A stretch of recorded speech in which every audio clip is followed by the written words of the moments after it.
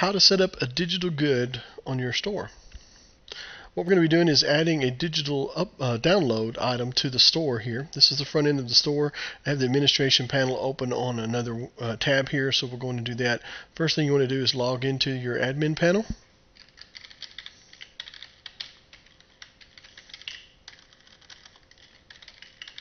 Of course, you want to type it right. I usually don't. Okay. Once we move on to the login here, well, we want to go up to the top of the page where it says Catalog and Downloads.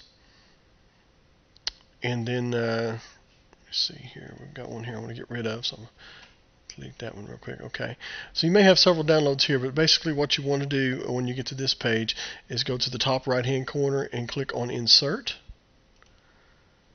Okay, and once you click on Insert, it'll be given an option to type in a download name. I recommend that you think through these carefully and use the client's name first so that it's easy for you to use.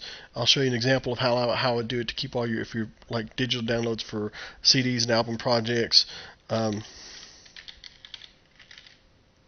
Quarterman Robert, put the album title, and then I put the song title,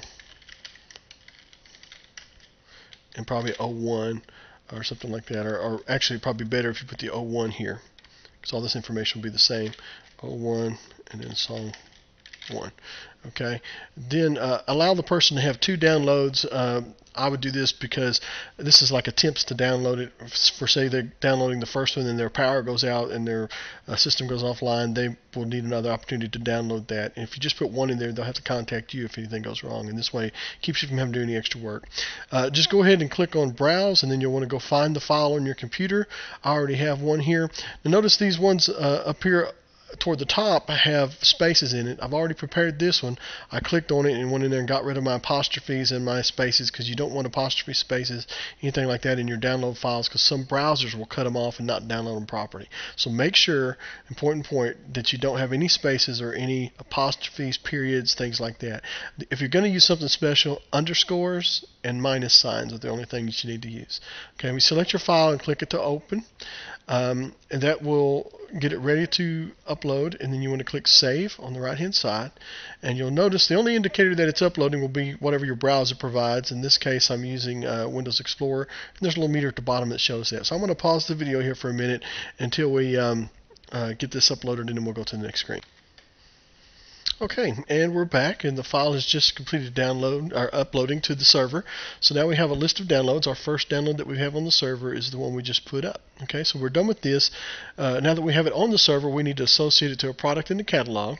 So I'm going to go to Products, and then I'm going to pick the item that I want to connect it to, which is this album here. Let's go over to the right and click Edit. After I click Edit, I'll be moving back over to the left side here. And of the links I want to select, it's the Links tab here. I'm going to click on that, go down where it says Downloads, and you'll have a list of all the downloads or all the files that you've uploaded that can be, sent to people after they purchase something, will be listed in this box. So if you've got 100 of them, they'll all be in here. That's why it's important to put all the Quartermans together and then by the song title, or you could use like the 01 in front of the song title to keep them in perfect order, and then this, because they're listed alphabetically. If you put 01 out here for this album and then 01 for another album, then you can have everybody's stuff all mixed together. So this is the best naming convention. Anyway, you just select the download that you want to associate with this product, move over to the top right hand corner and click Save, and you've pretty much are done. You've uploaded the file and you've connected it to the file you need it to go to. You won't necessarily see it on the front end. If you jump back to the website and click on the product, you won't actually see that it has the download or anything with it. Of course, they can add it to the cart and so on and so forth. And once it's added to the cart, they can go to checkout. One thing to note about digital goods with the shopping cart that we're using, okay, it says this one's not in stock. Oh, because it's asking for 2. That's why. Let me update this, because I already had one in my cart, and it's we want to keep one in stock. Anyway, it won't see a download link or anything here, but after they make their purchase or when they go to checkout, they'll have an option to usually if it's a physical good like a CD, they'll have a guest option. They can just log out here without creating an account. But anytime they're buying something digital, it's a requirement that they have an account because they have to log into their account to click on the download link. That's where it goes. They don't send it to them in email or anything like that. The link is in their account panel, and they can click on it, and up to 2 times since we set it as 2, and download that. But it's only available in there after they make the purchase and continue checkout. So they'll need to create a quick account. There's no secure information kept in there, just like email and username, password, that kind of thing. And it'll keep a list of their purchases and extra. If they lose their file, they'll have one opportunity to download it again.